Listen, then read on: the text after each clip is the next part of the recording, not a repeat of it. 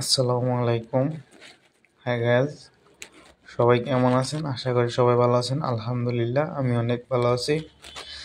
তো আজকে আমি সন্ধ্যা 7টার দিকে আমি একটু বাজারে গিয়েছি। হঠাৎ মনে হলো যে একটু বাজারটা ভিডিও করে আপনাদের দেখাই, আর সাথে সাথে মনে হলো যে আজকে আমি একটি বাফা পিঠা খাবো। তো বাফা পিঠার ভিডিওটি আপনাদের করিয়ে দেখাই, হয়তো আপনাদের অনেক পছন্দ আর হবে। তাই আমি বাফা পিঠা কোন জায়গায় আছে সেটার উদ্দেশ্যে আমি যাচ্ছি। হঠাৎ আমার এক ফ্রেন্ডের ব্যবসায়ী, ছোটোখাটো এক ব্যবসায়ী, তার সাথে দেখা হলো। তার সাথে আমার একটু কথাবার্তা হলো। সে বললো আমারে সে অনলাইনে আসবে না। আমি বললাম আসো, সমস্যা নাই, তোমাকে সবাই একটু দেখবে। তারপরে সে আসলো, এসে তার সাথে আমি একটু কথাবার্তা বললাম। সেই জায়গা থেকে কথা বলে আমি ওকে বললাম যে আমি এখন চলে যাচ্ছি, কিছু তুমি খাবে? বললো না, আমি খাবো না, তুমি যাও। তখন আমি চলে আসলাম, আস্তে আস্তে হেঁটে যাচ্ছি। হঠাৎ একটু পাশেই ফেলাম বাফা পিঠা, মানে পিঠা যে মামাটা বিক্রি করতেছে, সে মামাটারে পেয়েছি। মামাটাকে আমি জিজ্ঞেস করলাম, মামা আপনার পিঠা কত করে বেচেন? উনি বলল যে 10 টাকা।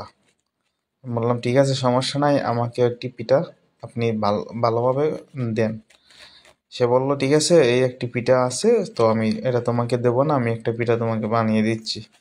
তো সে তখন একটা পিঠা আমাকে বানিয়ে দিল। এই যে দেখেন আপনারা, সে আমাকে একটা পিঠা বানিয়ে দিল।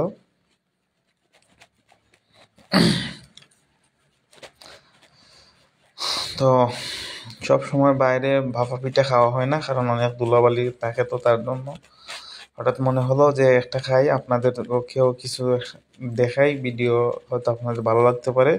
মামাটা আমাকে একটা পিঠাটা আমার হাতে দিল, একটা চামচ দয়ে দিল। আমি মোবাইলটা মামার বেনে রাখলাম, রেখে আমি পিঠাটা খাচ্ছি। অনেক স্বাদ পিঠাটায়, আমার কাছে অনেক ভালো লাগলো। অনেক ভালোভাবে মানে মানে খেতে আসি, অনেক স্বাদ লাগলো। মামু আলাদাভাবে একটু মিষ্টি মিষ্টি দিয়ে বানিয়েছে। তো পাশ থেকে একটা ভাই আসছে, এসে 5টা পিঠার অর্ডার দিচ্ছে, পার্সেল। হঠাৎ করে আমার ফোনটা দেখতে পেলো, দেখে আমার ফোনের দিকে সে তাকাইলো। তাকানোর পরে আমি ভাবলাম যে শরম পেয়ে গেছে, তাই আমি ভিডিওটা এই জায়গায় শেষ করে দিলাম। আপনারা ভালো থাকবেন, কেমন হয়েছে আমার কমেন্টে জানাবেন।